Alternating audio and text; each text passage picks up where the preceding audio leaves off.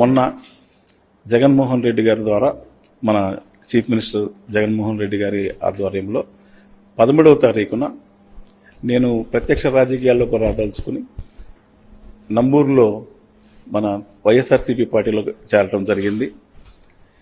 ఈ చేరే కార్యక్రమంలో మరి మన దీనిలోనే వైఎస్ఆర్సీపీలోనే మనము ఎందుకు ఉండాలి, ఎందుకు జాయిన్ అవ్వాలి అని అనుకున్నాను అనే కార్యక్రమం మీకు వచ్చినప్పుడు చాలా మందికి, నా ఎన్ఆర్ఐ మిత్రులు కూడా చాలా మందికి ఉన్న ప్రశ్న అది. అయితే నేను ఒక విషయం చెప్పదలుచుకున్నా. ఈ యొక్క నేను సేవా కార్యక్రమాల్లో తానాలో ఎన్ని సంవత్సరాలు పనిచేసినప్పుడు ఈ యొక్క సేవా కార్యక్రమాలు అనేది ఒక పేదవానికి ఏ రకంగా మనము నిరుపేదలకి మారుమూలం ఉన్న గ్రామాల్లో నేను టచ్ చేసినప్పుడు మరి మన చీఫ్ మినిస్టర్ జగన్మోహన్ రెడ్డి గారి ఆధ్వర్యంలో గత 5 సంవత్సరాల్లో మరి ఆయన చేసిన సంక్షేమ పథకాలు చూడండి ఎన్నో నేను చెప్పుకోవడానికి ఉన్నాయి. సో నాకు బాగా నచ్చి నేను ఇన్స్పైర్ అయింది ఆయన పెట్టిన వాలంటీర్ వ్యవస్థ అనే దాన్ని.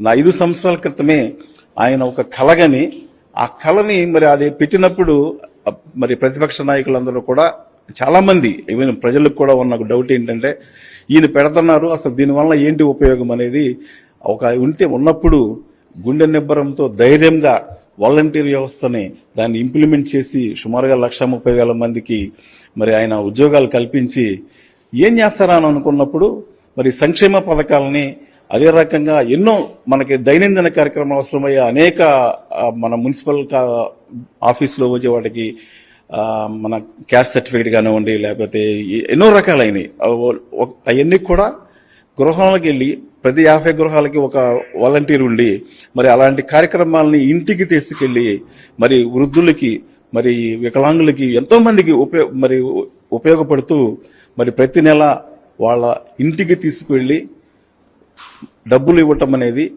సంక్షేమ పథకం అనేది వాళ్ళకి చేరవేయటము, వాళ్ళకి కావలసిన మరి సర్టిఫికేట్స్ కానీ ఏదైనా కానీ అందరికీ కూడా ఇళ్లకెళ్ళి చేస్తా ఉన్న ఈ యొక్క కార్యక్రమం ఏదైతే ఉందో మరి అదేవిధంగా సుమారుగా నేను నిన్న వింటా ఉన్నాను 65 లక్షల కుటుంబాలకి మరి నెలకి 2,500 3,000 ఇప్పుడు 3,000 ఇస్తా ఉన్నారు. మరి ఈ కార్యక్రమాలన్నీ చూసినప్పుడు సరే ఈ పంచి పెడతాము, ఈ లేకపోతే డబ్బులు సంక్షేమ పథకాలు ఇవ్వటము ఇవన్నీ కూడా అభివృద్ధికి కారణమవుతాయా లేదా అనే ఒక సిద్ధాంతం ఉన్నప్పుడు మరి ఈ రోజు నేను అమెరికా నుంచి వచ్చిన, అమెరికా మరి అభివృద్ధి చెందిన దేశం, అమెరికాలో కూడా ఇలాంటి సంక్షేమ పథకాలు అక్కడ మనకి ఫుడ్ స్టాంప్స్ అంటారు. అంటే నిరుపేదలకి ఎవరైతే మన లివింగ్ స్టాండర్డ్స్ తక్కువగా ఉన్న, ఆదాయం తక్కువగా ఉన్న వాళ్ళకి మరి ప్రతి నెల అక్కడ కూడా మరి అంత అభివృద్ధి చెందిన దేశంలో కూడా ఇస్తుంది. వాళ్ళకందరూ కూడా ఫుడ్ స్టాంప్స్ ద్వారా వాళ్ళకి ఫుడ్ ఏర్పాటు చేస్తుంది. ప్రతి నెల ఆటోమేటిక్గా వెళ్ళిపోతూ ఉంటాయి. అంటే నేనేం చెప్పదలుచుకున్నానంటే ఒక దేశం బాగుపడాలన్నా, ఒక దేశంలో మరి ప్రశాంతంగా మరి అన్ని వాతావరణంలో మరి వృద్ధులు ఉన్నారు. ఇవాళ మరి రైతు కూలీల దగ్గర తీసుకుందాం, లేకపోతే బాగా వృద్ధులుగా ఉన్నప్పుడు చిన్నప్పుడు నేను చూసా వాళ్ళ సపోర్ట్ వాళ్ళకి. ఎందుకంటే వాళ్ళు రోజు కూలి చేసుకున్న డబ్బులతో సరిపోక తల్లిదండ్రులు వాళ్ళ వృద్ధాప్యంలో వాళ్ళు ఎదురు చూస్తూ ఉంటే మరి ఇతనికి కూడా మంచి వ్యక్తే, కానీ తన కుటుంబం ఉంటుంది కదా వాటికి ఉన్న ఖర్చుని దాన్ని తర్వాత తల్లిదండ్రులకు ఇవ్వడం జరుగుతుంది. మరి ఎన్నోసార్లు సహాయం చేయలేకపోవటం, మరి ఆరోగ్య సమస్య వచ్చినప్పుడు కుటుంబం నుంచి వెళ్ళినప్పుడు మరి అలాంటి సమయంలో ఈ ప్రభుత్వం ఇస్తున్న ఈ యొక్క సంక్షేమం అనే దాన్ని రావడం వల్ల వాళ్ళు 2 పూటల భోజనం చేసి మరి వాళ్ళకి ఆరోగ్యం కూడా మన ఆరోగ్యశ్రీ పథకం ద్వారా పేదలు ఏదైతే ఉన్నారో పేదలు వాళ్ళందరూ కూడా లబ్ధి పొందుతుంటే ఈ రోజు మనం 4 సంవత్సరాల తర్వాత నేను ఇప్పుడు వెళితే నా గ్రామం నేను వెళ్తే రేపల దగ్గర మాది చిన్న కుగ్రామం. మరి అలాంటి వృద్ధులు మరి పని చేయలేక ఇంట్లో ఉన్న తల్లిదండ్రులు వాళ్ళ బిడ్డలు కూడా వాళ్ళకి ఆర్థిక సాయం చేయలేని పరిస్థితిలో ఉన్న ప్రభుత్వం నుంచి అందుతున్న దీనివలన వాళ్ళకు ఆరోగ్యరీత్యా 2 పూటల భోజనం చేసి వాళ్ళు హ్యాపీగా ఉండటం వలన ఒక మనిషి పని చేయాలన్నా, మన మనసు పని చేయాలన్నా మనకి కడుపు నిండా భోజనం జరుగుతుంది. వాళ్ళ వలన దేశ ఆర్థిక అభివృద్ధి కూడా మరి వాళ్ళ ఇంట్లో వాళ్ళకి ప్రభుత్వం ఈ యొక్క సదుపాయాలు కల్పించడం వలన వారి యొక్క బిడ్డలు కానీ మరి వాళ్ళందరూ కూడా హ్యాపీగా పనిచేసుకోగలుగుతున్నాం. హ్యాపీగా నేను ఎందుకంటే ఇప్పుడు ఆరోగ్యవంతంగా ఉన్నప్పుడే మనము మాక్సిమం మనలో ఉన్న అవుట్పుట్ ఇవ్వగలం. కాబట్టి ఈ సంక్షేమ పథకాలు ఉపయోగపడుతున్న ఉద్దేశంతో నేను వైఎస్ఆర్సీపీలో దానికి జగన్ గారి యొక్క పథకాలు నచ్చి ఈ పేదలు నేను జాయిన్ అవడం జరిగింది.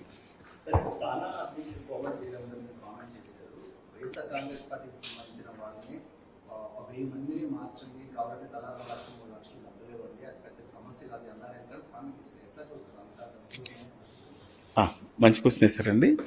యాక్చువల్గా నేను కూడా రాత్రి చూశాను సాక్షి టీవీలో, వాళ్ళ టీవీలో కూడా ఈ స్క్రోలింగ్ జరుగుతూ ఉంది. ఆయన మాట్లాడింది అన్ని కూడా ప్రత్యక్షంగా చూసాం. అయితే నేను ఒక మాట చెప్తానండి, ఎన్ఆర్ఐ అనే ప్రతి ఒక్కరు కూడా మాకుండేది. ఎందుకంటే నేను తానా సంస్థలు వివిధ సంస్థల్లో పనిచేసినప్పుడు మాకున్న ఇది ఏంటంటే మా దేశంలో మన సొంత గ్రామంలో మన ప్రజలు బాగుండాలి అని మనం ఆ గ్రామాల అభివృద్ధి కోసం నిరుపేదలకు లేకపోతే ఆ ఊర్లో మన ఇన్ఫ్రాస్ట్రక్చర్ డెవలప్మెంట్ చేయడానికి మనం కృషి చేయడం తప్పు లేదండి. నచ్చిన పార్టీలో కూడా మరి ఎవరికి నచ్చిన పార్టీలో వాళ్ళు చేరతారో అది కూడా తప్పు కాదు. ఎందుకంటే సేవ చేయాలంటే ఈ పార్టీ ఆ పార్టీ అని లేదండి.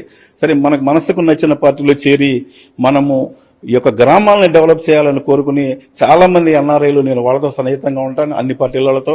సో వాళ్ళందరూ మా అందరి ఉద్దేశం కూడా మంచిదే. కాకపోతే ఎవరికి ఏది నచ్చినా ఆ పార్టీలో జాయిన్ అవుతా అని కూడా తప్పు లేదండి. కానీ నిన్న రాత్రి కోమటి జయరాం గారు ఎన్ఆర్ఐ టీడీపీ కన్వీనర్ మిత్రులు కూడా నాకు, వారు నిన్న ఆ రకంగా మాట్లాడటం ఒక ఓటర్ని కించపరుస్తూ, మరి వెదవలోనే ఏదో ఉందండి, for correction, I don't know exact word, but దీన్ని ఈ రకంగా ఓటర్లని పేదలని వాళ్ళని కించపరిచి అవమానకర రీతిలో మాట్లాడటం.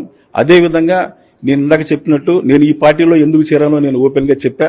అదేవిధంగా జయరాం గారు కూడా వాళ్ళ చేస్తున్న పార్టీ ఏంటి, పేదలకు ఎలా ఉపయోగపడుతుంది, అదేవిధంగా ఓటర్లకు వాళ్ళు ఏ రకంగా సహాయం చేయగలరు అని చెప్పి చేసుంటే బాగుంటుంది. కానీ ఏదో మేము అమెరికాలో ఉంటాం, మేమేదో లక్షలు కోట్లు తీసుకొచ్చి ఎన్ఆర్ఐ ఇవన్నీ కూడా డబ్బులు పెట్టి ఓట్లు కొంటాము అనే ఒక మాట నిజంగా చాలా గర్హనీయం. మరి ఒక ఎన్ఆర్ఐగా దాన్ని నేను తీవ్రంగా ఖండిస్తా ఉన్నా.